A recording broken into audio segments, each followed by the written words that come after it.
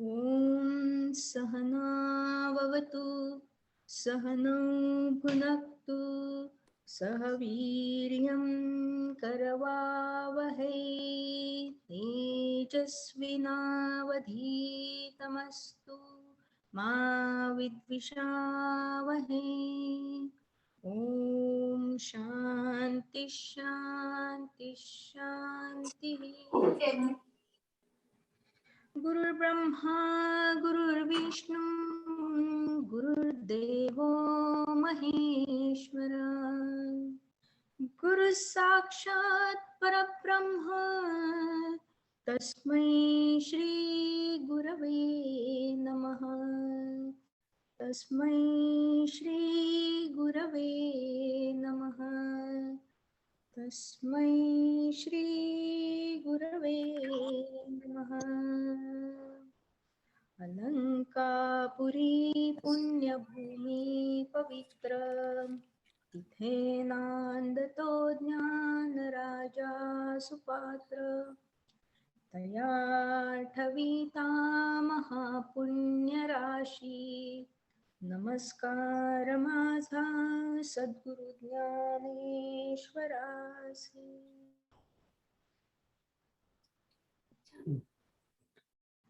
नमस्कार मंडळी, आपण 15व्या अध्यायावर आहोत. महत्वाचा अध्याय आहे, कारण खूप ठिकाणी हा म्हटला जातो आणि आपल्यालाही आता कळेल की हा का म्हटला जातो ते. तर मागच्या वेळेचा गोष्वारा वंदना सांगणार आहे ना? हो. मागचा अध्याय 15 ओव्या 172 ते 284 केल्या होत्या आणि श्लोक 3 आणि 4 होते त्यात. तर त्याच्यामध्ये तमोगुणाबद्दल बोललाय. तर तमोगुणाचे लक्षण काय असं मी शोधलं, तर त्याच्यात राग, भ्रांती, हिंसा, कपट, आळस, द्वेष, अविचार हे तमोगुणाची लक्षणे आहेत. ज्या व्यक्तीमध्ये ही लक्षणे जास्त प्रमाणात असतील ती व्यक्ती पुढे जाऊन गवत, लोखंड, माती किंवा दगड या योनीत जातात. तर ते वृक्ष जो पाठवला होता ते चित्र, त्या वृक्षाच्या फांद्या वाढल्या की त्याची मुळे खोलवर जातात आणि मुळे खोलवर गेली की झाडाचा वरचा विस्तारही वाढतो. मनुष्य जन्म हा संसार वृक्षाच्या खालच्या व वरच्या शाखांची मुळे आहेत. वृक्षाचा विस्तार जसा वर फांद्या आणि खाली मुळा असा वाढतो, त्याप्रमाणे मनुष्य जन्म जितका मोठा तितकी कर्मे जास्त. तमोगुण असलेला मनुष्य जास्त वाईट कर्मे करतो. कर्मे म्हणजे वरच्या फांद्या, आणि या फांद्यांची हालचाल कमी झाली की मुळांची वाढ सुरू होते, म्हणजे सत्वगुणाची वाढ व्हायला लागते. सत्कर्म, बुद्धी चातुर्य, विवेक बुद्धीची वाढ होते. सदाचार, सद्वृत्ती वाढली की वैराग्याकडे वाटचाल होते आणि वैराग्यानंतर मोक्षाकडे वाटचाल होते. संसार वृक्षाला आदी, अंत आणि स्थिती नाही आणि रूपही नाही. या संसार वृक्षाला उपटून टाक असं श्रीकृष्ण अर्जुनाला सांगतायत. तर मी एवढंच लिहिलंय. मी म्हटलं नंतर आपण बोलणार आहोत याच्यावर. तर हे थोडक्यामध्ये मला जे काय कळलं तेवढं मी सांगितलं. तर तुझा 3रा श्लोक पूर्ण झाला, 4थ्या श्लोकाचं राहिलं का? म्हणजे ते काय असं कळलं नाही मला की ते अंकुर फुटतात, मग परत त्याच्यातनं वरती जात ते पानं, आणखीन मग तिकडे ब्रह्माकडे त्याची हे व्हायला लागते वाढ, असं मला ते कळलं. आणि मग परत ते सुद्धा जड होऊन खाली मनुष्याच्या त्या मधल्या ह्याच्यापर्यंत ते वागतं चांगल्या ह्यानी, असं इथपर्यंत मला कळलं होतं. ओके, आता आपण पूर्णच घेऊया सुरुवातीपासून.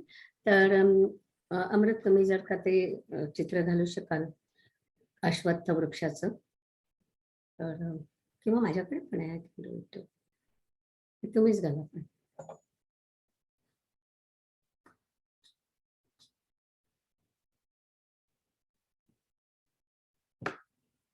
माधवी, तू म्हटली हे साखरे बुवांच्या ह्याच्यातून काढलं ना आपण?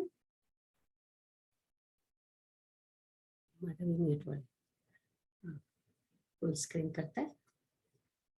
हा, गुड, परफेक्ट. तर हा त्यांनी पूर्ण अश्वत्थ वृक्ष आपल्याला दाखवलाय. ऍक्च्युअली आपल्याला 12व्या अध्यायापर्यंत थोडंसं मागे जायला पाहिजे, म्हणजे आपल्याला पूर्ण ही जी प्रक्रिया आहे ना, त्या प्रक्रियेचा आपल्याला अर्थ नीट लागतो. तर आपण भक्तियोग पाहिला होता, आठवतंय सगळ्यांना? 12वा अध्याय. आणि भक्तियोगानंतर 12व्या आणि 13मध्ये त्यांनी सांगितलं की भक्तियोग करायचा. कशासाठी करायचा? तर त्याच्यामुळे अंतःकरण शुद्धी होते. आणि त्याच्यानंतर 14व्या याच्यामध्ये आपल्याला गुण सांगितले होते. तर गुणामधून आपल्याला तम आणि रज कमी करून, सत्व पण कमी करून गुणातीत कडे जायचंय, राईट? मग गुणातीत कडे गेल्यानंतर काय होतं? तर मोक्ष मिळतो. तर ही जी सगळी प्रोसेस आहे, भक्तीमुळे अंतःकरण शुद्धी, अंतःकरण शुद्धीनंतर गुणातीत व्हायचा प्रयत्न करायचा, आणि गुणातीत नंतर मोक्ष. याच्यामध्ये ही जी अश्वत्थ वृक्षाची कल्पना आहे ती आपल्या कठोपनिषदातून आलेली आहे, की संसारचं चित्र कसं आहे त्याच्याबद्दल ते बोलत आहेत. तर पहिली गोष्ट तुमच्या लक्षात आली असेल की याच्यामध्ये ब्रह्म जे आहे ते इथे जरा जवळ दिसतंय, पण ते चिकटलेलं नाहीये वृक्षाला. ब्रह्म त्याच्या पलीकडे आहे. म्हणजे जरी हा आत्ता तिने म्हटलं तसं 3ऱ्या आणि 4थ्या श्लोकात आपल्याला सांगितलंय की हा सगळा म्हणजे फेक आहे, राईट? हा सगळा वृक्ष जो आहे तो पूर्ण आपल्याला काढून टाकायचा आहे. तर तो काढून टाकल्यानंतर सुद्धा ब्रह्म जात नाही, ब्रह्म तिथेच राहते. ही महत्वाची गोष्ट याच्यातून आपल्याला दिसते. तर आणि हे जे तत्वज्ञान आपण सगळं घेतलंय हे सांख्य तत्वज्ञान आहे. आपल्याला त्या म्हणजे कोणाचं तत्वज्ञान आहे त्याच्याशी आपल्याला काही विशेष करायचं नाही आहे, पण एवढ्यासाठी सांगते की याच्यामध्ये काही शब्द जे आले आहेत ते सगळे सांख्य फिलॉसॉफी मधून आले आहेत. तर आधी आपण काय बघूया की या अध्यायामध्ये आपल्याला काय काय सांगितलंय. तर पहिल्यांदा सांगितलंय की संसाराचं रूप हे अश्वत्थ वृक्षासारखं असतं. अश्वत्थ म्हणजे काय? तर जे कधीही न टिकणारं म्हणजे बेसिकली कॉन्स्टंटली चेंजिंग. टिकणारं म्हणजे ते पूर्ण जात नाही, पण ते कॉन्स्टंटली चेंजिंग. कसं आपलं आयुष्य, कालचं आयुष्य जसं आहे तसंच आजचं आयुष्य नसतं. किंवा प्राणी, सगळे प्राणी पण बदलत असतात सतत. जगातल्या बहुतेक सगळ्या गोष्टी बदलत असतात. तर त्या ज्या सगळ्या गोष्टी आहेत त्यांना आपण अश्वत्थ म्हणतो, की the same body will not be there tomorrow, असा अश्वत्थचा बेसिक अर्थ आहे. तर याच्यामध्ये आपल्याला त्याच्यानंतर त्यांनी आपल्याला सांगितलं दुसरी गोष्ट या अध्यायात सांगितली आहे की संसार मुक्तीसाठी कोणते गुण आपल्याला आणायला पाहिजे. आणि तिसरी गोष्ट अशी सांगितली आहे की आपण हा समजा वृक्ष आता छेदून टाकला तरी पण माया जी आहे, मायेमुळे हा वृक्ष पुन्हा येऊ शकतो. तुम्हाला पुन्हा सगळ्या तुमचे जर का गुण बदलले तर वृक्ष पुन्हा येऊ शकतो, पुन्हा सगळ्या तुमच्या भावना निर्माण होऊ शकतात. अशा 3-4 गोष्टी त्यांनी त्याच्यात सांगितल्या आहेत. तर आता या आपण वृक्षाकडे बघू. वृक्षामध्ये सुरुवातीला ऊर्ध्वमूल अधःशाखम असं म्हटलं रे. तर ऊर्ध्व म्हणजे फक्त वरतीच असा अर्थ नाहीये, ऊर्ध्व म्हणजे अनंत असा सुद्धा अर्थ आहे, लिमिटलेस. तर म्हणून त्यांनी म्हटलंय की ऊर्ध्वमूल अधःशाखम म्हणजे शाखा त्याच्या खाली आहेत. हा एक भाग झाला. एवढं तर सगळ्यांना समजतंय, राईट? त्या वृक्षातलं बाकीचं कॉम्प्लिकेशन होतंय. तुम्ही जर का तुमचे चेहरे दाखवले तर मला कळेल की मी काय बोलते, ते बरोबर बोलते की नाही. आम्हाला अमृतचा चेहरा दिसतो आणि माधवीचा दिसतोय. ओके. विद्या, हो तुझा पण दिसतोय. तर एवढा भाग तर ठीक आहे. त्याच्यानंतर ऊर्ध्वमूल अधःशाखम अश्वत्थम प्राहुरव्ययम छंदांसी. छंद म्हणजे म्हटलंय की ते छंदांसी यस्य पर्णानी. तर ते छंद म्हणजे कुठले छंद? तर आपल्या वेदातले छंद. आणि त्याचं काय आहे की वेदातली जी रिदम आहे ते छंद, आणि त्या छंदांची याला पानं आहेत. आता कल्पना करा ही पानं कुठे असतील? तर मनुष्याचा जो भाग आहे त्याच्यामध्ये आपल्याला ही पानं दिसतील. तर आता आपल्याला छंदांची पानं बघायला पाहिजे कुठे. हा, राईट, करेक्ट. तिथे आहेत ना छंदांची पानं. आत्ताच अमृतने दाखवलेली होती डाव्या बाजूला त्या ह्याच्या. तर ही सगळी छंदांची पानं पण त्याला आहेत. आणि ती पानं काय करतात तर झाडाचं रक्षण करतात. तुम्हाला माहितीये पानामधून झाड नेहमी श्वासोच्छ्वास घेत असतात. म्हणून त्यांनी वेदाची पानं जी आहेत त्याच्यामुळे आपल्या आयुष्याचं म्हणण्यापेक्षा आपल्या जीवनाचं रक्षण होतं. म्हणून त्यांना पानं अशी प्रकारची त्याला उपमा दिली. नंतर हा वृक्ष कशातून निघतो तर हा वृक्ष अज्ञानातून निघतो. ज्यांना आपलं काहीही माहिती नसतं त्याच्यातून हा वृक्ष निघतो, अज्ञानाचा वृक्ष.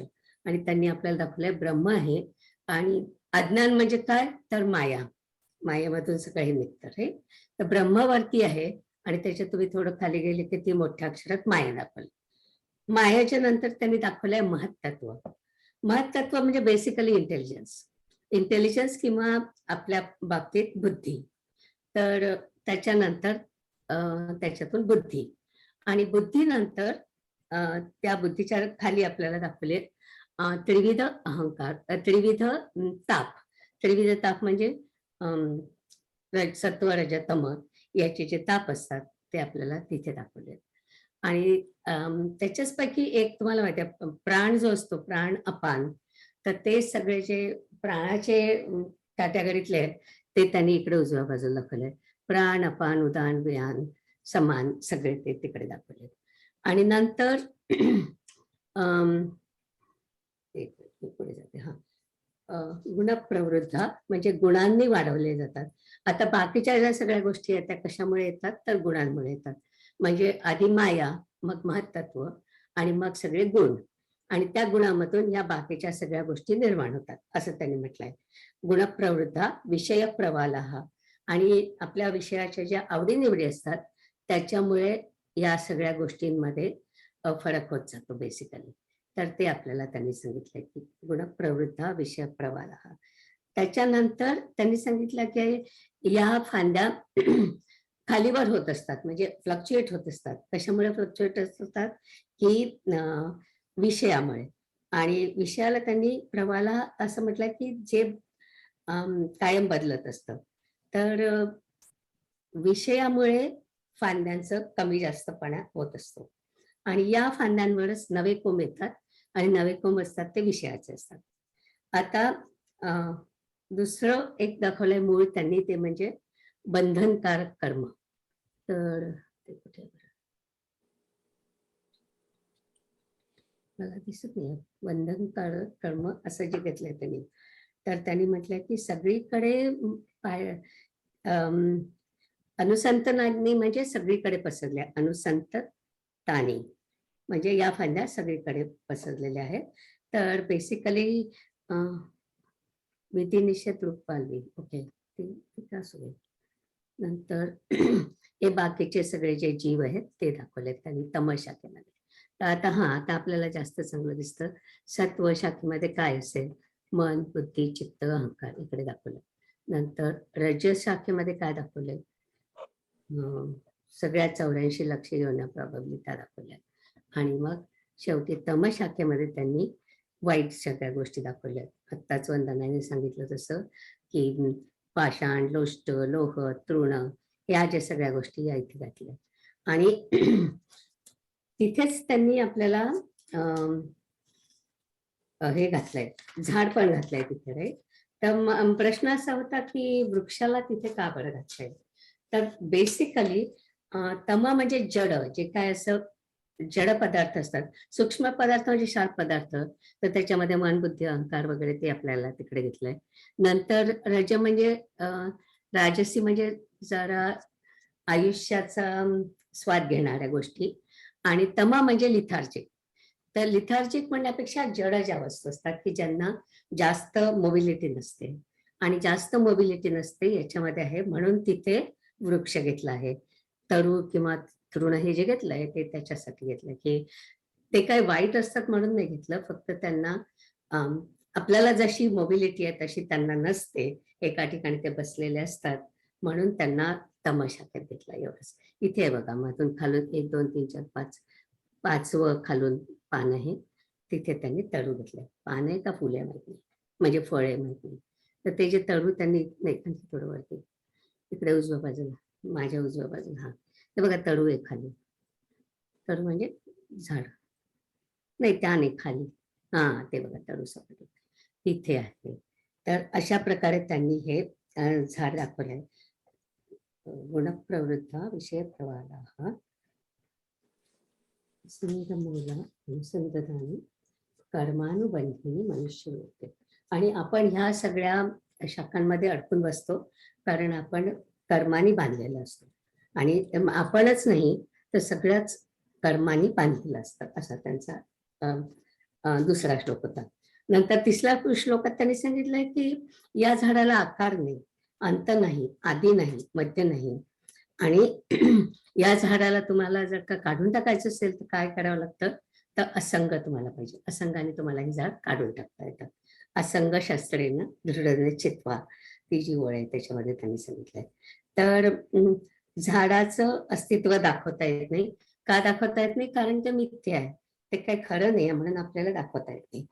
तर त्याच्यानंतर त्यांनी सांगितलंय की ज्ञानी माणसं जे असतात ते सतत संघर्ष करत असतात, की त्यांच्यामधून आपल्या गुणातीत होण्याचा प्रयत्न करत असतात. आपण मागच्या अध्यायामध्ये पाहिलं होतं गुणातीत म्हणजे काय, तर तसा ते प्रयत्न करत असतात.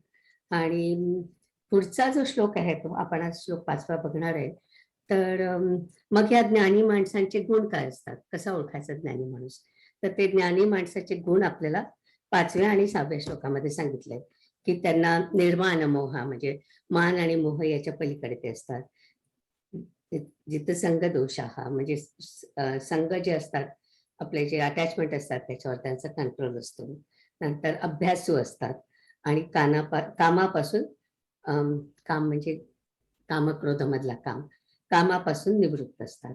आणि सुख दुःख त्यांना दोन्ही सारखं असतं.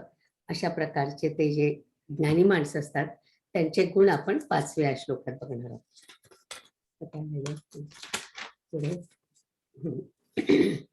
आणि हेच गुण आपण ऍक्च्युअली 13व्या अध्यायात बघितले होते. 13व्या अध्यायात तुम्हाला आठवत असेल की जे 18 गुण आपल्याला दाखवले होते अध्यायाच्या शेवटच्या भागाला, त्याच गुणांचं इथे संकलित स्वरूपात आपल्याला दाखवलंय. नवीन काही नाही, आपण ते सगळं आधी बघितलेलं आहे. नंतर श्लोक 6 मध्ये ते म्हणतात की असं सगळं करून ते या धामाला पोचतात. आता धाम म्हणजे कोणतं ते आपण त्या श्लोकाच्या आणखीन माऊलींच्या ओव्यांमध्ये बघू.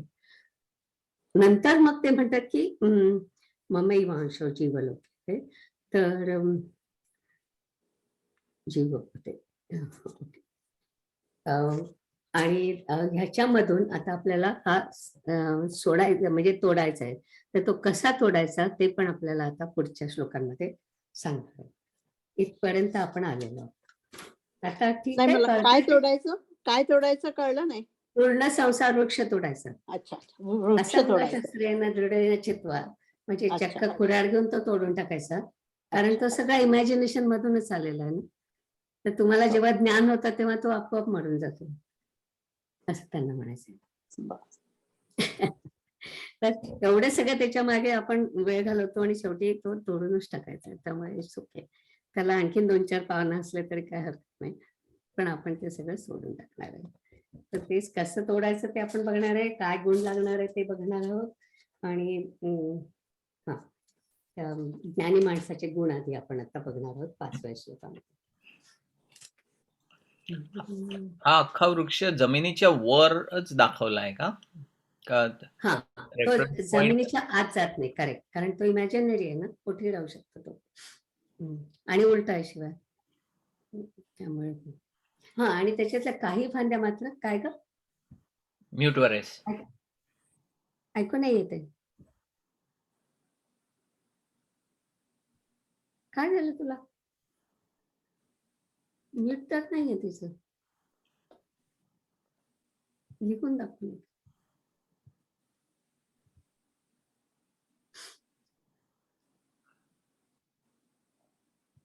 माधवी तुझं नाही ऐकू येत आहे,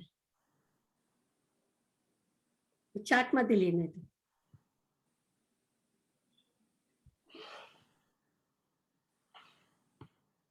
गेली का? आहे तिथे. ओके, नाही आता म्हणजे कळला का वृक्ष का नाहीच कळला अजून? हो, कळलं आता. आता कळलं. आणि तोडायचं आहे आता. आता तोडायचं आहे. बरं, बघूया कसा जोडला जातो. आता तेच आपल्या याच्यामध्ये खूप छान सांगितलंय. असंग शस्त्रेण दृढेन चित्वा, तिसऱ्या श्लोकात सांगितलं त्यांनी की तो हा तोडून टाकायला पाहिजे आपल्याला. कशाने तोडायचं तर असंग व्हायचं म्हणजे तोडला जातो, निसंग व्हायचं म्हणजे तोडला जातो. ओके, आता आपण वाचूया जसं काय ठरलंय तसं. काढलं मी ते माधवीच वाचणार आहे. माधवी पहिले आहे ना तूच. हा. हा, पण वंदना तू काय जे काय लिहिलं ते बरोबर होतं आणि गुड जॉब. हा,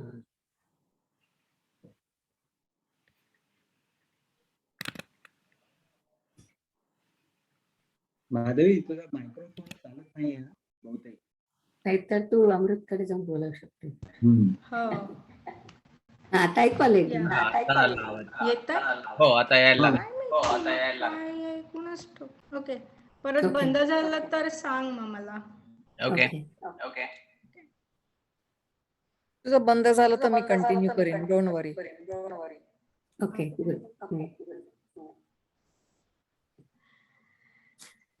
निर्माण मोहाजित संग दोषा अध्यात्मनित्या विनिवृत्त कामा द्वंद्वैर्विमुक्ता सुख दुःख संज्ञैर् गच्छन्त्य मूढा पदमव्ययं तत्.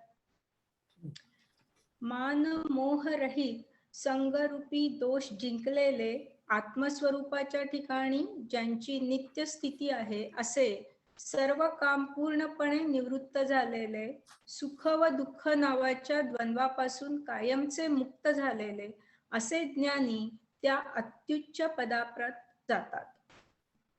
वर्षा ऋतूच्या शेवटी ज्याप्रमाणे ढग आकाशाला टाकून जातात, त्याप्रमाणे ज्या पुरुषाच्या मनाला मोह व मान आपण स्वतः टाकून गेले, ज्याप्रमाणे दरिद्री व निर्दय अशा पुरुषाला त्याचे नातलग कंटाळतात, त्याप्रमाणे जे पुरुष विकाराच्या तावडीत सापडत नाही, ज्याप्रमाणे फळाला आलेले केळीचे झाड आपोआप उपटून पडते, त्याप्रमाणे प्रबल आत्मलाभामुळे ज्याची क्रिया हळूहळू आपोआप सुटत आहे, ज्याप्रमाणे वृक्षाला आग लागली असे पाहून त्या वृक्षावर असलेले पक्षी जिकडे रस्ता सापडेल तिकडे पळतात, त्याप्रमाणे सर्व विकल्पांनी ज्या पुरुषास टाकले करायला लागेल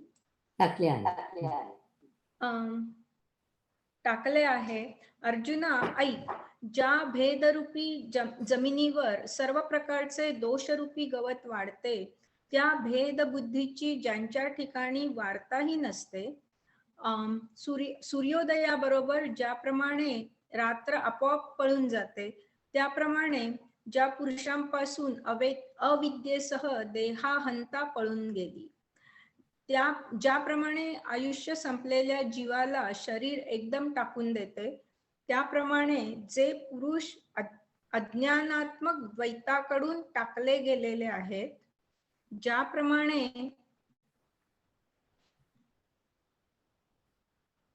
ज्याप्रमाणे परिसाला लोखंडाचा दुष्काळ असतो, अथवा ज्याप्रमाणे सूर्याला काळोख सापडत नाही, त्याप्रमाणे ज्या पुरुषांना द्वैतबुद्धीचा नेहमी दुष्काळ असतो, अरे अर्जुना, सुखदुःख रूपी द्वंद्वे जी या देहात अनुभवास येतात, ती ज्या पुरुषांच्या समोर येतच नाहीत, ज्याप्रमाणे जागे झाले असता स्वप्नातील राज्यप्राप्ती अथवा मरण ही आनंदास व दुःखास कारण होत नाहीत, असे समज. सर्पाकडून गरुड जसा धरला जात नाही, त्याप्रमाणे सुखदुःख व पुण्य पाप रूपी द्वंद्वाकडून जे वेढले जात नाहीत, आणि जे ज्ञानरूपी राजहंस अनात्म पदार्थ मात्र रूपी पाणी टाकून आत्मरसरूपी दूध सेवन करतात, ज्याप्रमाणे सूर्य हा आपलाच रस पृथ्वीवर वर्षून पुन्हा तोच रस आपल्या किरण समुदायांच्या द्वारे आकर्षून आपल्या बिंबाच्या ठिकाणी चांडतो, त्याप्रमाणे जो आत्मभाव खऱ्या स्वरूपाच्या भ्रांतीमुळे देहादी अनेक अनात्म वस्तूंच्या ठिकाणी पसरलेला आहे तो आत्मभाव ते सत्पुरुष पुन्हा आपल्या ज्ञानदृष्टीद्वारा नेहमी आपल्या ठिकाणीच एकत्वाने पाहतात. फार काय सांगावे, गंगेचा ओघ जसा समुद्रात तद्रूप होतो तसा त्या सत्पुरुषांचा विवेक आत्म्याच्या निश्चयामध्ये तद्रूप होतो. ज्याप्रमाणे आकाश हे सर्वव्यापी असल्यामुळे आकाशाला या ठिकाणाहून पलीकडच्या ठिकाणाला जाण्याचे कारण नाही, त्याप्रमाणे आपणच सर्व झाल्या कारणाने ज्यांना इच्छा करण्याचे कारणच नाही. कुठे गेलं? ज्यांना इच्छा करण्याचे कारणच राहत नाही. जसा अग्नीचा डोंगर कोणत्याही बीजाचा अंकुर घेत नाही, त्याप्रमाणे ज्याच्या मनामध्ये कोणताच विकार उत्पन्न होत नाही. समुद्र मंथनाच्या वेळी मंदार पर्वताची रवी केली होती. ती मंदार पर्वताची रवी क्षीरसागरातून काढल्यानंतर तो क्षीरसागर जसा शांत राहिला, त्याप्रमाणे ज्यांच्या अंतःकरणात कामरूपी लाटेची उसळी उत्पन्न होत नाही. जसा षोडश कलांनी युक्त चंद्र कोणत्याही अंगाने अपूर्ण दिसत नाही, त्याप्रमाणे कसलीही इच्छा उत्पन्न होणे हे न्यून ज्यांच्या ठिकाणी नसते. त्या पुरुषांची गोष्ट निरुपमा आहे, तेव्हा त्या पुरुषांचे मी किती वर्णन करू. ज्याप्रमाणे वायूच्या जोरापुढे रजक कणांचा टिकाव लागत नाही, त्याप्रमाणे ज्यांना विषयांचे नाव देखील आवडत नाही. याप्रमाणे आत्मज्ञान म्हणून प्रसिद्ध असलेल्या अग्नीने जे कोणी असे वर वर्णन केल्याप्रमाणे केलेले आहे, ते त्या आत्मस्वरूपात जसे सोन्यात सोने मिळते त्याप्रमाणे मिळतात. परंतु तेथे म्हणजे कोणत्या ठिकाणी असे देखील काही तू विचारशील तर ज्या ठिकाणाला नाश नाही ते ते ते ठिकाण होय, जे पाहण्याचा विषय म्हणून पाहिले जाते व जे जाणण्याचा पदार्थ म्हणून समजले जाते, किंवा जे काही एक विशेष प्रकारचे आहे असा ज्याविषयी व्यवहार होतो, असे जे जे आहे त्यापैकी जे नाही तेथे ते मिळतात. कॉम्प्लिकेटेड. मराठी मला जास्ती कॉम्प्लिकेटेड वाटलं. आता गोव्या बघूया. नाही, गोव्यात चांगलं वाटेल. पण हे सब फक्त मला ऐकू येतंय का ग? हो. हा, ओके. तर त्यांनी ज्ञानीपुरुषाची लक्षणं सांगितली आहे की त्याच्यामध्ये अज्ञान नसतं, अमका नसतं. पण ते एवढ्या उपमा दिल्या आहेत त्यामुळे जरा गोंधळल्यासारखं होतं. पण सगळं तेच सांगता येते की विकल्प बाजूला ठेवायचे, संकल्प असायला पाहिजे, त्यांना कशाची इच्छा राहत नाही वगैरे वगैरे. आपण ते सगळे गुण आपण तिकडे बघितले होते 13व्या. काय काय नसतं ते जास्ती सांगितलंय. अमानित्व, अदंभित्व जे काय सगळं बघितलं होतं तेच सगळे गुण आता त्यांनी डिटेल मध्ये सांगितले. तेवढंच. वाचू? हो, वाचा वाचा.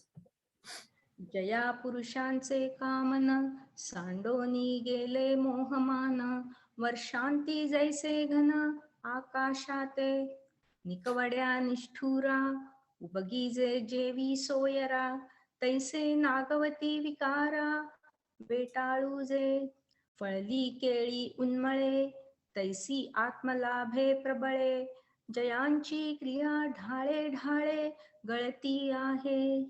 आगी लागलिया रुखी, देखोनी सैरा पळती पक्षी, तैसे सांडिले अशेखी विकल्पी जे, आईके सकळ दोष तृणी, अंकुरी जती जिये मेदिनी, तिये भेद बुद्धीची कहाणी नाही जयाते.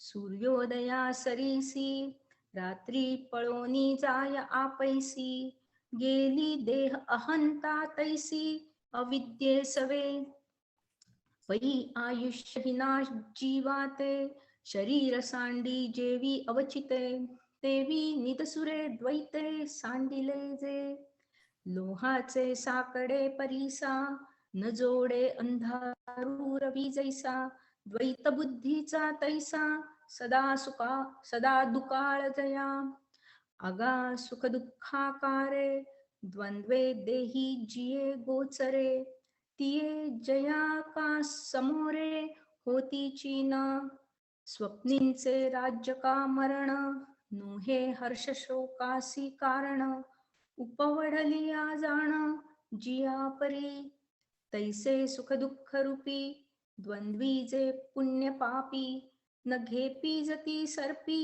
गरुड जैसे, आणि अनात्मवर्ग नीर सांडूनी आत्मरसाचे क्षीर, चरताती जे सविचार राजहंस, जैसा वर्षोनी भूतळी आपला रसू अंशू माळी, मागवता आणि रश्मी जाळी बिंबासीची, तैसे आत्मभ्रांतीसाठी वस्तू विखुरली बारावाटी, ते एकवटी ती ज्ञानदृष्टी अखंड जे, किंबहुना आत्मयाचा निर्धारी विवेकू जयाचा, बुडाला वोगू गंगेचा सिंधू जैसा, पै आगवेंची आपुलेपणे नूरेची जया अभिलाषणे, जैसे येथुनी परा जाणे आकाशा नाही, जैसा अग्नीचा डोंगरू नेघे कोणी बीज अंकुरू, तैसा मनी जया विकारू उदयी जेना, जैसा काढिलिया मंदरा चळू राहे क्षीराब्धी निश्चळू, तैसा नुठी जया सळू कामोर्मींचा, चंद्रमा कळी धाला न दिसे कोणे अंगी वोसावला, तेवी अपेक्षेचा अवखळा न पडे जया, हे किती बोलू असांगडे जेवी परमाणू नुरे वायू पुढे, तैसे विषयांचे नावडे नावची जया, एवं जे जे कोणी ऐसे केले ज्ञानाख्य हुताशे, ते तेथ मिळती जैसे हेमी हेम, तेथ म्हणी जे कवणे ठाई ऐसे ही पुससी काही, तरी ते पदगा नाही वेचू जया, दृश्यपणे देखीजे काय ज्ञेयत्वे जाणीजे, अमुके ऐसे म्हणीजे ते जे नव्हे. त्याच्यामधला गंमत म्हणून एक शब्द सांगते, कदाचित विद्याला माहिती असेल. वेटाळ हा शब्द माहितीये का विद्या? हो, वेटाळ माहितीये. म्हणजे काय? म्हणजे गल्ल्या, वेटाळ किंवा हा, म्हणजे नेबरहूड. शेजार ना. हा, तर शेजार. हा, तर इथे त्यांनी नातलग या अर्थाने वापरलंय. ऍक्च्युअली त्याचा मूळ अर्थ आहे की ज्या व्यक्तीच्या साठी तुमच्या पोटाला वेट पडतो, वेट म्हणजे घडी पडते, इतकं त्यांच्यावर तुमचं प्रेम आहे, असे लोक म्हणजे वेट, आणि त्यांचा जो ग्रुप आहे त्यांना वेटाळ म्हणतात किंवा वेटाळ म्हणतात. तर ते तुमचे नातेवाईक असू शकतात किंवा शेजारी असू शकतात. तर आपल्याकडे शेजाऱ्यांना आपण म्हणतो ना वेटाळात आमच्या हो घरात. हो, म्हणजे त्यांचा जीव म्हणजे आपल्यासाठी तळमळला पाहिजे, इतका वेट पडला पाहिजे त्यांच्या पोटाला, इतका त्यांचा जीव आपल्यासाठी तळमळतो. ते फक्त काही ठिकाणी शक्य आहे, पण मला तो शब्द खूप आवडतो. नीलिमाताई, काय शब्द वेताळ? नाही, 86 मध्ये वेटाळ. शेवटचा शब्द आहे वेटाळ असा शब्द आहे. वेताळ नाही, वेटाळ. तर हो. आम्ही म्हणतो आमच्या वेटाळात ही राहत होती, हा विद्या राहत विदर्भातला होती. शब्द आहे, नागपूर हा. साईडचा. हा, हा, म्हणजे हा. वेटाळ. हा, घरातला नागपूरचा शब्द आहे, शब्द, एक्झॅक्टली. नागपूरचा शब्द, पण बरोबर आहे. किती छान शब्द आहे तो, की हो. ज्यांचा आपल्यासाठी त्यांच्या पोटाला वेट पडतो ते वेटाळ. अमृत हायलाइट करणार का? कुठे आहे तो शब्द? गेला 86 मधला शेवटचा शब्द, 86चा शेवटचा 286 ओळी मधला शेवटचा शब्द आहे. 286. तिसरी ओळ आहे बघा त्याच्यातली. हा, वेटाळूचे असं म्हटलंय ना. तैसे नागवती विकारा वेटाळूचे. वेटाळूचे. वा, छान, थँक्यू. आणि एक उपवडलिया असा शब्द आलाय. तर तो उपवडलिया म्हणजे सुद्धा जागृती, म्हणजे जिथे आपल्या सगळ्या संवेदना जागृत होतात त्याला उपवडलिया म्हणतात. हाही शब्द खूप कमी वापरला जातो, पण आमच्याकडे वापरला जातो. म्हणजे नाही, हा नाही ऐकला मी. काय उपवडलिया? उपवडले, उपवडणं म्हणतात ना. मंदिरात गेलं की एकदम उपवडल्यासारखं वाटतं, म्हणजे एकदम आपण जागृत झाल्यासारखं वाटतं आतमध्ये काहीतरी. तर म्हटलं की आपल्या वराडातले खूप शब्द आहेत त्याच्यामध्ये. हम्म. ओके, जाऊया पुढे. न तद्भासयते सूर्यः न शशाङ्को न पावकः यद्गत्वा न निवर्तन्ते तद्धाम परमं मम. अशा प्रकारचा एक मंत्र पण आहे. न तत्र सूर्यो भाति न चंद्र तारकम नेमा विद्यतो भाति कुतो यमग्निः तमेव भांती अनुभाती सर्वम. दिव्याचं ते ओवाळतो आपण तेव्हा ते देवाला म्हणायचं की तुझं म्हणजे तुझं प्रकाश तुझं वर्णन करायला सूर्य कमी पडतो, चंद्रही कमी पडतो आणि तिथे माझा एवढासा छोटासा दिवा काय करणार आहे, अशा प्रकारचा तो मंत्र आहे. तर आमचे वेदांती नेहमी म्हणतात तो. शेवटी ते आरती म्हणत नाही, न तत्र सूर्य भाती म्हणतात. तसंच त्यांनी म्हटलंय, सूर्य प्रकाशित करीत नाही.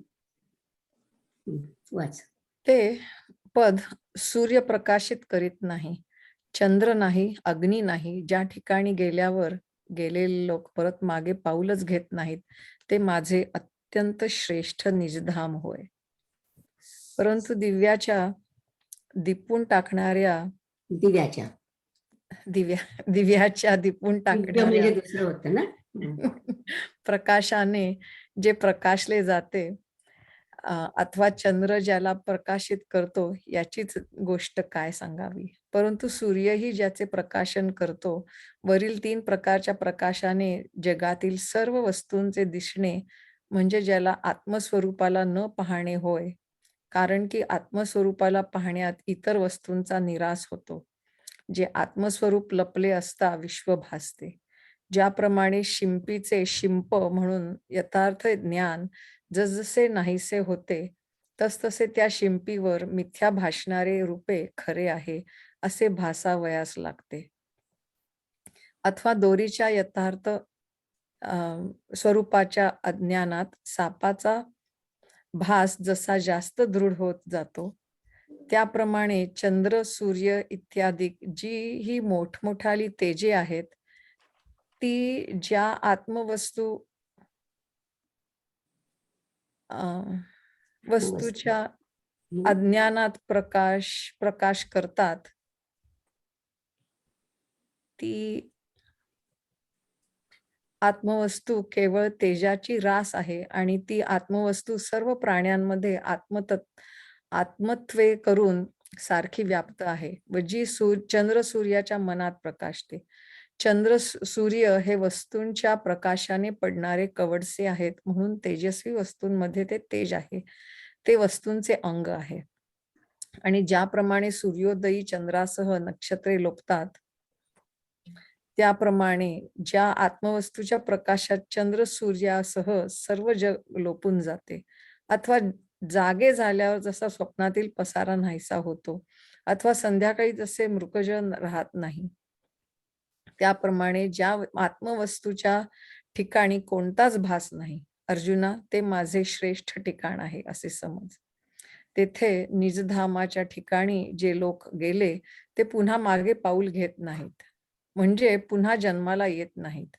ते कसे तर जसे महासागरास मिळालेले नद्यांचे ओघ जसे माघारी येत नाहीत तसे, अथवा मिठाची हत्तीण ज्याप्रमाणे खाऱ्या समुद्रात घातली असता ती जशी परत माघारी येतच नाही, अथवा आकाशात गेलेल्या अग्नीच्या ज्वाळा जशा परत येत नाहीत, अथवा ज्याप्रमाणे तापलेल्या लोखंडापासून पाण्याला परत येणे नाही, त्याप्रमाणे शुद्ध ज्ञानाने जे माझ्या स्वरूपी मिळाले त्यांना पुनर्जन्माचा मार्ग मोडला.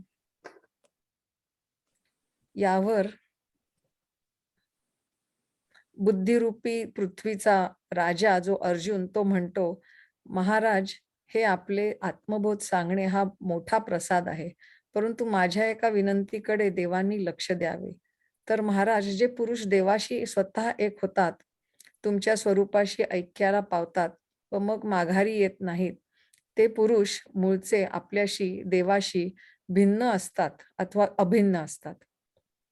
जर ते पुरुष स्वरूपे करून मूळचे भिन्नच असले तर ते माघारी येत नाहीत. हे आपले म्हणणे विसंगत आहे. कारण की हे आपले म्हणणे खरे असेल तर मग फुलात गुंग झालेले भ्रमर खरोखर फुलेच व्हावयास पाहिजेत. स्वरूपाने लक्षाहून वेगळे असलेले बाण लक्षाला शिवून लक्षरूप न होता जसे पुन्हा वेगळे पडतात, तसे ते पुरुष देवाच्या स्वरूपाला स्पर्श करून देवाशी ऐक्याला न पावता पुन्हा माघारी येतीलच. अथवा ते पुरुष जर स्वभावतः तूच असले, म्हणजे त्यांचे व तुझे स्वरूप मूळचे एकच असले, तर मग कोणी कोणाला मिळवायचे? शस्त्राने आपण आपल्याला कसे रूपावयाचे? म्हणून देवा, ज्याप्रमाणे शरीर व शरीराचे अवयव यांचा संयोग अथवा वियोग म्हणता येत नाही, त्याप्रमाणे तुझ्याशी अभिन्न जे जीव त्यांचा तुझ्याशी संयोग अथवा वियोग होतो हे म्हणता येत नाही. आणि तुझ्याशी जे सध्या भिन्न आहेत त्यांना कोणत्याही काळी तुझ्यात मिळता यायचे नाही. मग ते तुझ्या स्वरूपाहून माघारी येतात अथवा येत नाहीत ही कसली व्यर्थ समजूत? तरी तुझ्या स्वरूपाला पाहून माघारी येत नाहीत ते कोण? ते सर्व बाजूंना मुख असलेल्या देवा, हे मला समजावून सांग. अर्जुनाने अशी शंका केल्यावर तो जाणत्या मध्ये श्रेष्ठ असलेला श्रीकृष्ण परमात्मा आपल्या शिष्याचा बोध पाहून संतुष्ट झाला. मग देव म्हणतात, हे विशाल बुद्धीच्या अर्जुना, माझ्या स्वरूपी ऐक्याला पाहून जे पुन्हा माघारी येत नाहीत, त्यांच्या मूळ स्वरूपा संबंधाने ते वेगळे आहेत व ते वेगळे नाहीत, असे दोन्ही प्रकार संभवतात.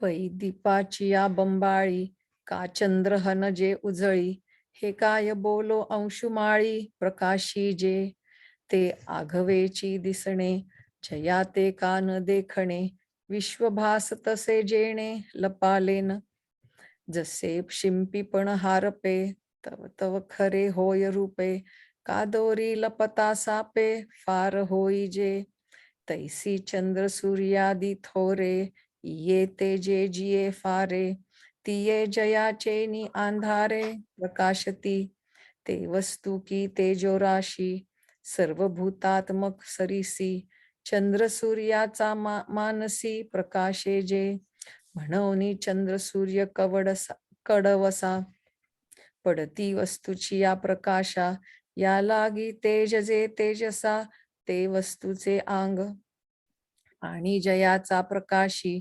जगहारपे चंद्रारकेसी, सचंद्र नक्षत्रे जैसी दिनोदयी, नातरी प्रबोधलिये वेळे, ते स्वप्नींची दिंडी मावळे, का नुरेची सांज वेळे मृगतृष्णिका, तैसा जिये वस्तूचा ठाई, कोणीच का आभासू नाही, ते माझे निजधाम पाही पाटाचे गा, पुढती जे तेथ गेले, ते न घेतीची माघवती पाऊले, महोदधी का मिनले, स्रोत जैसे, का लवणाची कुंजरी, सुदलिया लवण सागरी, होयची ना माघारी परती जैसी, नाना गेलिया अंतराळा, न येतीची वन्ही ज्वाळा, नाही तप्तला हो निजळा, निघणे जेवी, तेवी मजसी एक वाट, जे झाले ज्ञाने चोखट, तया पुनरावृत्तीची वाट, मोडली गा, तेथ प्रज्ञा पृथ्वीचा रावो, पार्थू म्हणे जी जी महापसावो, परी विनंती एकी देवो, चित्त देतू.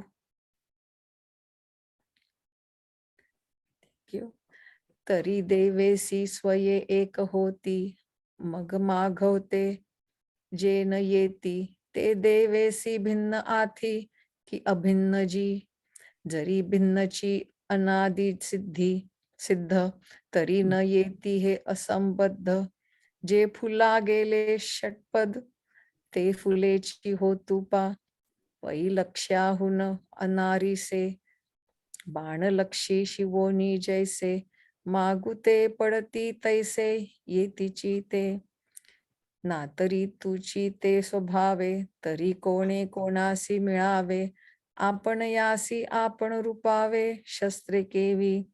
म्हणून तुझसी अभिन्ना जीवा, तुझा संयोग वियोगू देवा.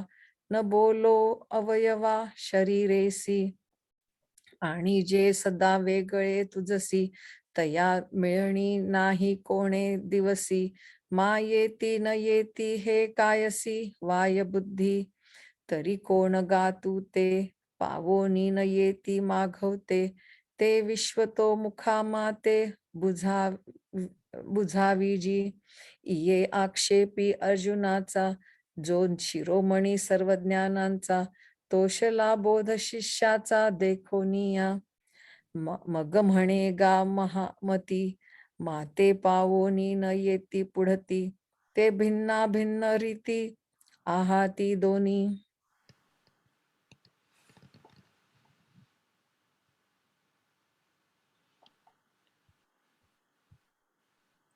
कुठे जर अच्छा, एकच. हं.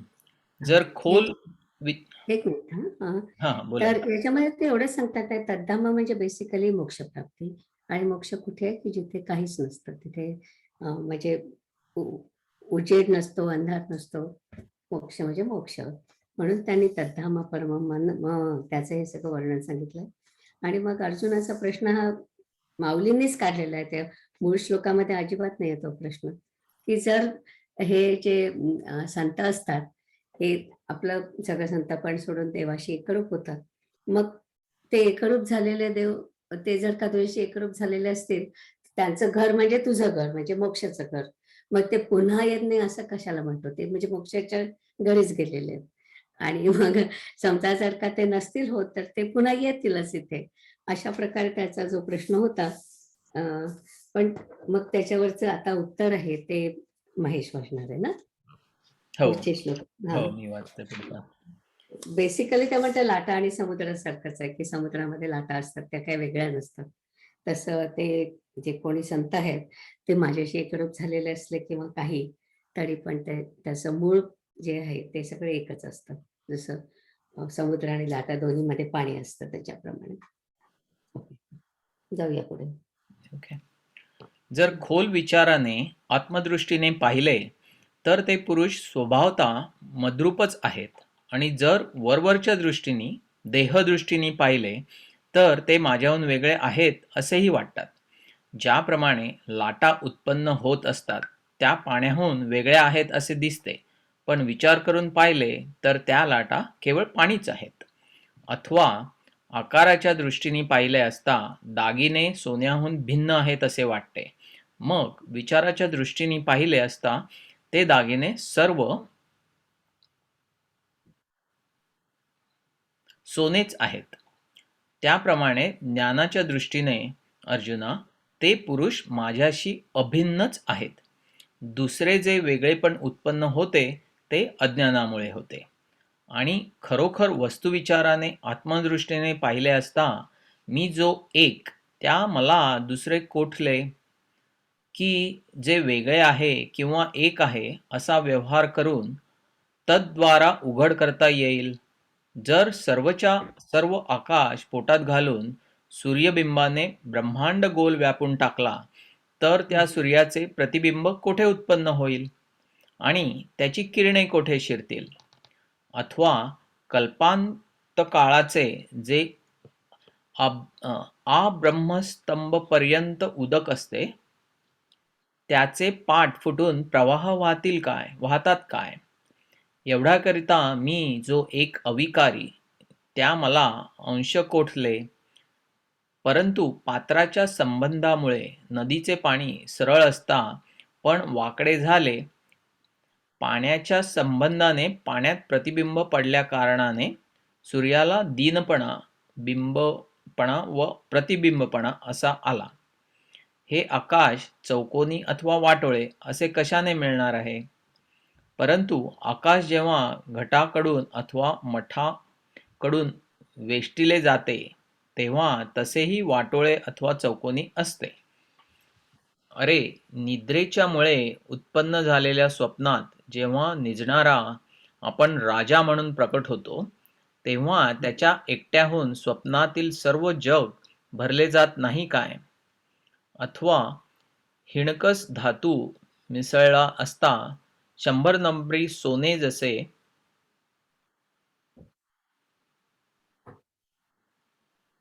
निरनिराळ्या कसाला येते, त्याप्रमाणे शुद्ध जो मी तो जेव्हा आपल्या मायेने वेटाळला जातो, तेव्हा माझ्या ठिकाणी एक अज्ञानाचा मुख्यतः व्यवहार होतो.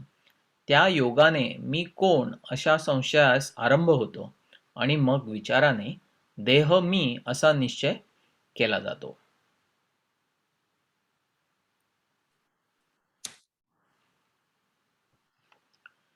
जई विवेके खोले पाहिजे, तरी मी तेजी ते सहजे. ना आहाच वाहाच तरी दुजे, ऐसेही गमती. जैसे पाणियाही वेगळ, आपजता दिसती कल्लोळ. एरवी तरी निखिळ पाणीची ते, का सुवर्णाहुनी आने. लेणी गमती भिन्ने, मग पाहिजे तव सोने आगवेची ते. तैसे ज्ञानाची ये दिठी, मजसी अभिन्नची ते किरीटी. येर भिन्नपण ते उठी अज्ञानास्तव. आणि साचो करेने वस्तू विचारे, कैचे मज एकासी दुसरे. जे भिन्न भिन्न व्यवहारे, उमसी जेल. आघवेची आकाश सुनी पोटी, बिंबची जैत आते खोटी. तै प्रतिबिंब कै उठी, के रश्मी शिरे. का कल्पांतीच्या पाणिया, काय वोत भरताती धनंजया. म्हणोनी कैंचे अंश अविक्रिया एकामज. परी ओघाचे निमेळे, पाणी उजू परी वाकुडे जाले. रवी दुजेपण आले, तोय बगे. व्योम चौफळे की वाटोळे, हे ऐसे काय सह्याही मिळे. परी घटमठी वेटाळे, तैसेही आथी. हा गा निद्रेचे ने आधारे, काय एकलेनी जग न भरे. स्वप्नीचेनी जै अवतरे रायपणे, का मिनलेनी किडाळे. वाणी भेदासी ये सोळे, तैसा स्वमाया वेंटाळे. शुद्ध जे मी, तै अज्ञान एक रूढे. तेणे कोहम विकल्पांचे मांडे. मग विवरुनी किजे पुढे, देहो मी ऐसे. पूर्ण वाचते बरं. नाही, माझंच आहे पुढे पण. ममैवांशो जीवलोके, जीवभूतः सनातना. मनषष्ठानि इंद्रियाणि, प्रकृतिस्थानि कर्षति. माझाच सनातन अंश जीवलोकांमध्ये जीवरूप पावलेला आहे. तो प्रकृतीच्या ठिकाणी स्थित अशा मनादी करून 6 इंद्रियांना आपल्याजवळ ओढून घेतो. याप्रमाणे जेव्हा आपल्या स्वतःच्या विषयीचे ज्ञान शरीर तेवढेच आपण इतके मर्यादित होऊन व्यापक स्वरूपापासून वेगळे होते, त्यावेळेस त्याच्या मर्यादितपणाच्या धर्मावरून तो माझा एक भाग आहे असे वाटते. समुद्र हा वायूच्या योगाने लाटांच्या आकाराने प्रगट होतो. तो लाटांचा आकार जसा समुद्राचा लहानसा अंश दिसतो, त्याप्रमाणे अर्जुना, जड देहाला सचेतन करणारा आणि त्या एकदेशी देहासंबंधाने अहंकार उत्पन्न करणारा जो मी, तोच मी जीवलोकात जीव असा वाटतो. जीवाच्या ज्ञानाला जी ही घडामोड चाललेली दिसते, ती जीवलोक या शब्दाचा अर्थ होय. अर्जुना, शरीर उत्पन्न झाले असता मी जन्मास आलो व ते नाहीसे झाले म्हणजे मी मेलो, याला खरे समजणे, त्या समजुतीस मी जीवलोक अथवा संसार म्हणतो. अशा प्रकारच्या जीवलोकात तू मला ज्याप्रमाणे चंद्र हा प्रतिबिंब रूपाने पाण्यात असून बिंबरूपाने पाण्याबाहेर आहे, त्याप्रमाणे पहा. अर्जुना, स्फटिकाचा तुकडा केशरावर ठेवला असता पाहणाऱ्याला तो तांबड्या रंगाचा आहे असे वाटते, परंतु वास्तविक पाहिले असता तो तर स्फटिक स्वरूपाने तांबडा नाही. त्याप्रमाणे जरी जीवलोकाच्या व्यापारात मी सापडलो आहे असा भासलो तरी माझा अनादिपणा नाहीसा होत नाही व त्याचप्रमाणे माझा कर्मरहितपणा मोडत नाही, परंतु मी करता भोगता आहे असे जे वाटते ती भ्रांती आहे असे समज. फार काय सांगावे, निर्लेप जो आत्मा, तो अविद्याकार्य जे शरीर, त्याच्याशी एक होऊन शरीराचे जन्ममरणादी धर्म आपल्या ठिकाणी पाहू लागतो. मनासहित श्रोत्र अनादी करून जी 6 ज्ञानेंद्रिये, जी वास्तविक प्रकृतीची कार्ये असताना ती माझी आहेत म्हणून व्यापार करण्यास प्रवृत्त होतो. ज्याप्रमाणे एखाद्या संन्याशाने स्वप्नामध्ये आपण आपले कुटुंब व्हावे आणि मग त्या बायका मुलांच्या मोहाने इकडे तिकडे धावावे, त्याप्रमाणे आत्मा आपल्या मूळ स्वरूपाच्या विसरामुळे आपणच शरीर आहोत असे समजून पुन्हा विषयोपार्जनद्वारा शरीरालाच भजतो. जीवात्मा मनाच्या रथावर आरूढ होऊन श्रवणेंद्रियांच्या द्वाराने शरीराबाहेर निघतो आणि मग शब्दांच्या रानात प्रवेश करतो. तोच प्रकृतीचा लगाम त्वचेकडे वळवून मग स्पर्श विषयरूपी भयंकर रानात जातो. कधी नेत्राच्या द्वाराने बाहेर पडून रूपाच्या डोंगरात मोकाट फिरतो, अथवा अर्जुना जिव्हाद्वारे बाहेर पडून रसाची दरी पोट भरावयासाच लागतो, अथवा याच नाकाच्या द्वाराने देहाचा स्वामी जो जीव तो बाहेर निघतो व मग गंधविषयाची भयंकर राने ओलांडतो. अशा तऱ्हेने देह आणि इंद्रिये याचा स्वामी जीव तो मनास हाताशी धरून शब्दाधिक विषयांचा समुदाय भोगतो. आता याच्यामध्ये त्यांनी ना म्हणजे आपण म्हणतो की जीव आणि शिव हा जो भाग आहे तो त्यांनी डिस्कस केलाय. खरं म्हणजे मूळ श्लोकामध्ये फक्त त्यांनी म्हटलंय की माझा सनातन अंश, म्हणजे माझा म्हणजे इथे ब्रह्म म्हणायचंय, ब्रह्माचा अंश म्हणजे आत्मा. तर तो आत्मा आपल्या शरीरामध्ये आहे आणि 6 इंद्रिय कशी, तर मन आणि 5 इंद्रिय, पंचेंद्रिय, तर हे मिळून 6 इंद्रिय म्हणून त्याच्यामुळे आपल्याला असं वाटतं की तो जो आत्मा आहे तो हे सगळं भोगतोय, पण ऍक्च्युली तो भोगतच नसतो. हे इथे जे केशरावरती तांबडा स्फटिक ठेवल्याचं उदाहरण आहे ना, ते नेहमी आपल्या अध्यात्मामध्ये सांगितलं जातं की जर का तुम्ही एखादा स्फटिकाचा तुकडा घेतला, स्वच्छ काचेचा तुकडा घेतला आणि तो एखाद्या ह्याच्यात ठेवला, म्हणजे केशरी कापडाच्या वरती ठेवला, तर असं वाटतं की त्याला कापडाचा रंग आहे, पण तसं नसतं ना. कापडाचा रंग असतो आणि ते म्हणजे काच किंवा आपण स्फटिक ठेवतो त्याला तर रंगच नसतो.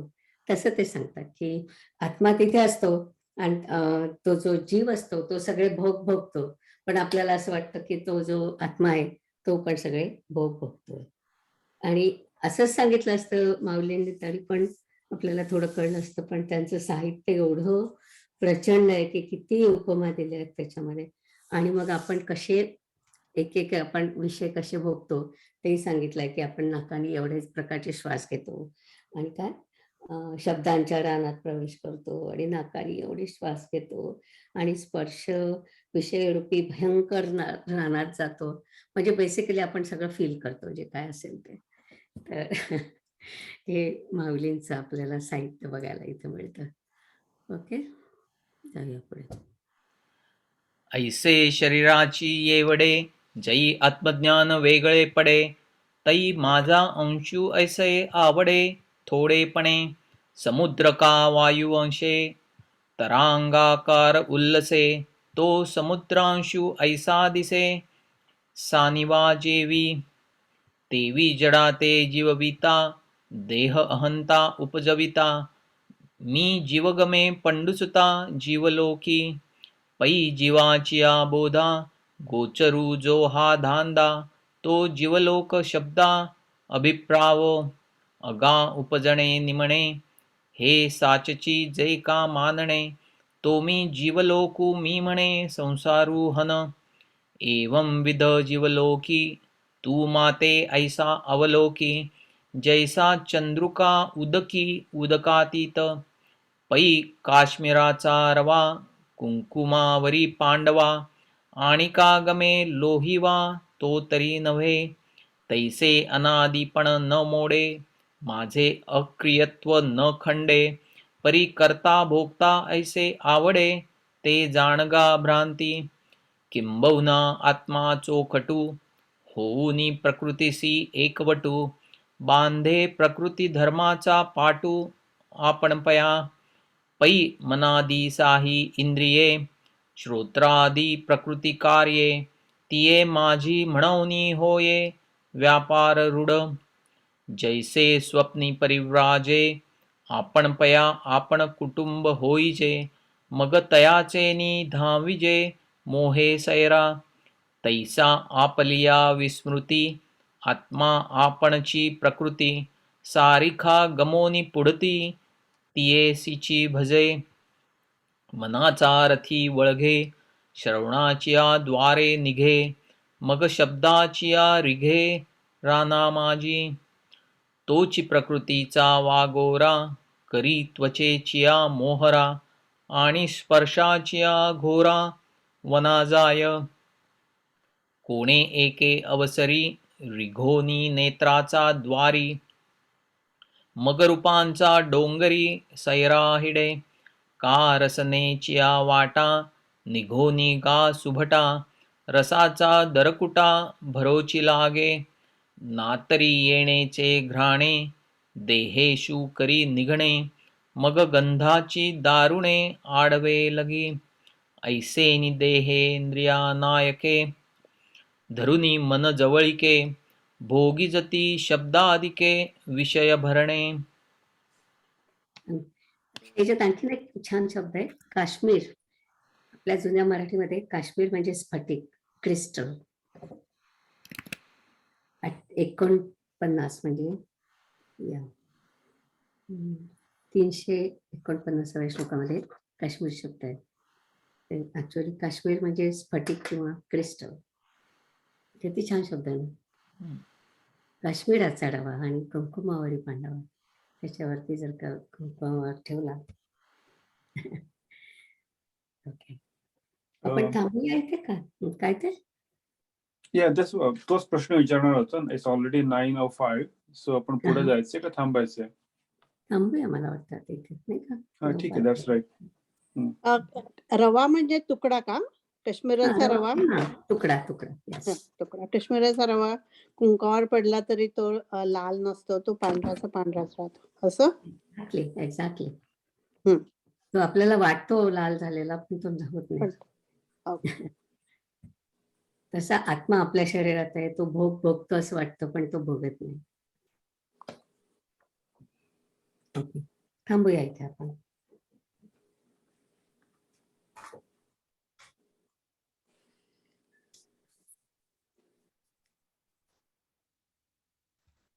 आता विश्वात्मके देवे येणे वाग्यज्ञे तोषावे तोषो नियामज द्यावे पसाय दान हे जे खळांची व्यंकटी सांडो तया सत्कर्मी रती वाढो भूता परस्परे पडो मैत्र जीवांचे दुरितांचे तिमिर जावो विश्वस्वधर्म सूर्ये पाहो जो जे वांछील तो ते लाहो प्राणिजात वर्षत सकळ मंगळी ईश्वर निष्ठांची मांदियाळी अनवरत भूमंडळी भेट तू भूता चला कल्पतरूंचे आरव चेतना चिंतामणीचे गाव बोलते जे अर्णव पियुषांचे चंद्रमेजे अलांछन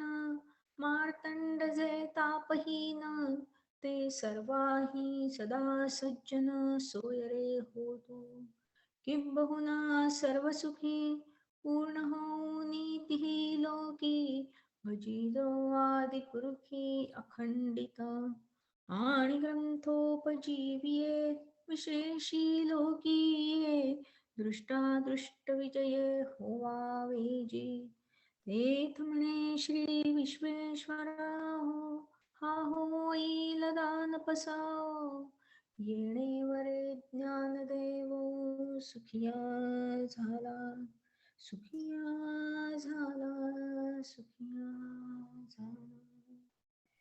ओम पूर्णमद पूर्णमिदं पूर्णात् पूर्णमुदच्यते पूर्णस्य पूर्णमादाय पूर्णमेवावशिष्यते. ओम शांती शांती